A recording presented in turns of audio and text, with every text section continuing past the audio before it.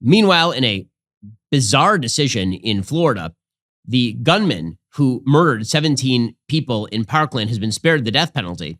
According to the New York Times, the disturbed young man who carried out a massacre in the hallways of his former high school 4 years ago, igniting an anti-gun violence movement led by students raised in an era of mass shootings, should not be condemned to death and instead should spend the rest of his life in prison, a state jury said on Thursday. In a swift decision that stunned many of the victims' families, the jury of 7 men and 5 women sentenced the shooter. We don't use names of mass shooters on the program because it gives them notoriety they seek. They sentenced him to life in prison without the possibility of parole for all 17 first-degree murder counts after about 7 hours of deliberation in a grueling and often emotional sentencing trial. In each decision, the jurors indicated prosecutors had convinced them the killings had been so depraved as to warrant the possibility of the death penalty. They also indicated none of the terrible facts about the gunman's crimes outweighed the circumstances of his deeply troubled life that were the focus of his defense, and so they specifically and repeatedly rejected capital punishment. The shooter showed little emotion as the jury's decision was read. His victims' families were horrified and baffled as they learned over and over again his life had been spared. Many had assumed that the trade-off for enduring a painful and protracted trial would be a near certain death sentence. Deborah Hickson, whose 49-year-old husband Christopher Hickson, an athletic director, was murdered, said, quote, "What it says to me, what it says to my family, what it says to the other families, that his life meant more than the 17 that were murdered. He should give thanks to God someone had the grace and mercy on him that he did not show to other people." Defense lawyers had argued that the shooter's brain was damaged before birth because his biological mother drank heavily, smoked, and according to some witnesses, also abused drugs while she was pregnant with him. This apparently led him to suffer from fetal alcohol spectrum disorder that was never properly diagnosed. The lawyer said despite his many developmental delays and behavioral problems, prosecutors recounted the meticulous planning that he did to carry out the rampage. The jury foreman told CBS Miami 3 jurors had voted to spare his life. One of them had been a hard no on the death sentence because she believed the defendant to be mentally ill.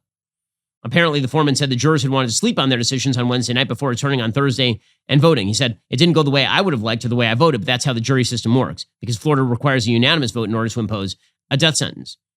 A female juror who voted against the death penalty said in a note to the judge that she had been fair and unbiased despite accusations from fellow jurors. She had made up her mind before the trial began. The juror said, quote, "The deliberations were very tense. Some jurors became extremely unhappy once I mentioned I would vote for life." Bob Jarvis, who's a law professor over at Nova Southeastern University in Florida, said the state had the uphill battle of having to win every single juror. Governor Ron DeSantis announced that he was disappointed in the sentence, as I think every rational person is. He said, "I just don't think anything else is appropriate except a capital sentence in this case." Overall, people are becoming more wary of the death penalty. A slight majority of Americans still support capital punishment, but this is like case 1A in why there ought to be capital punishment, because when you have a person who walks into a school and shoots school children, that is a person who does not deserve to walk the planet anymore, certainly not at the behest of taxpayer dollars. This is not a person who ought to be sitting in a secure prison facility watching daytime TV. As the judge read the jury's decision, the victims' families became increasingly angry and disturbed. They shook their heads and whispered to one another. Later, some burst into sobs. The judge set the formal sentencing for November 1st. Victims' families will be given the chance to speak beforehand. The judge does not have the power to overrule the jury and to impose the death penalty. In their decisions, jurors said prosecutors had proven beyond a reasonable doubt 7 aggravating factors out of 16 in Florida law that justify the death penalty. Aggravating factors included that the murders were especially heinous, atrocious, or cruel, that they were committed in a cold, calculated, and premeditated manner, among others. But again, some of those jurors said that the aggravating factors did not outweigh the mitigating circumstances, including the death of his adopted mother from pneumonia 4 months before his attack. Again, this is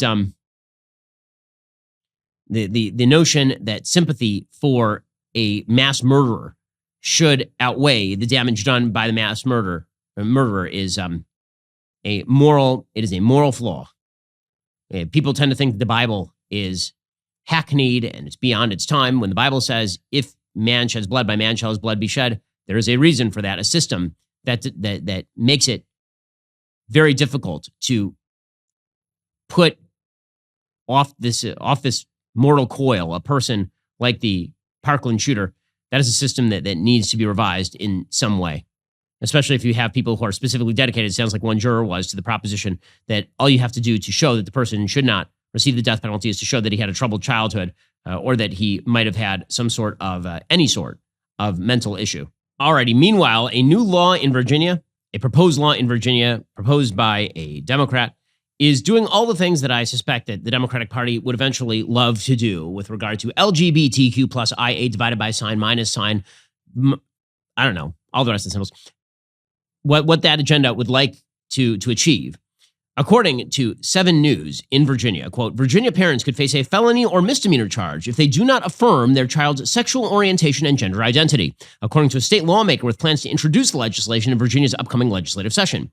Right now, parents' rights and LGBTQ protections are a big focus in Virginia. Maybe the I in LGBTQI stands for imperialism, because this is cultural imperialism. The idea that you get to go into a parent's home and dictate to them that if their child says to them that they are a member of the opposite sex, and you say, no, you're actually not, now you should be arrested, according to this Virginia Democrat. According to WJLA.com, in response to Glenn Youngkin's proposed model policy on the treatment of transgender students at Virginia schools, namely that they should not be called by alternative names unless they've legally changed their name, they should not be called by an alternative sex without parental permission, Democratic Virginia delegate Elizabeth Guzman plans to take legislative actions. The day Governor Youngkin wanted to implement this policy, I immediately texted the policy lead of that committee and said, this is how we're going to push back. Guzman is a social worker, and she's planning on reintroducing a bill in Richmond that says she would help protect LGBTQ children from their parents and guardians who are not affirming of their child's sexual orientation and gender identity. That's right, it would be child abuse if you don't do what the radical left wants you. If you don't trans your kid, the government is going to come for you. Now, I've said for a while that I think this is the direction the Democrats would love to go, whether we are talking about freedom of religion in the home or whether we are talking about your ability to tell your child they're not a member of the opposite sex.